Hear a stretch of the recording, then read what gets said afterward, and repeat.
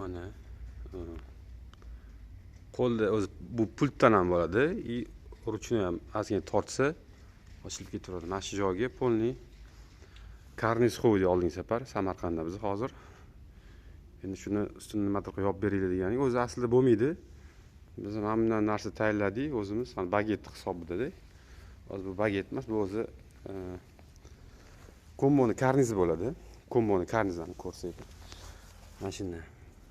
O'zi oqib bo'ladi, biz septirdik, faqat ustki qismiga septirdik. Sepib, xudo xolisa mana bu yoq qo'yilayotgan joy parda bilan bir xil bo'lib turibdi, rangini yopib beringlar degan. Hali bu yoqliga qo'yilmadi. Ko'rsanglar bu yoqda oq bo'lib turibdi, bu yoqda mana shu ko'z.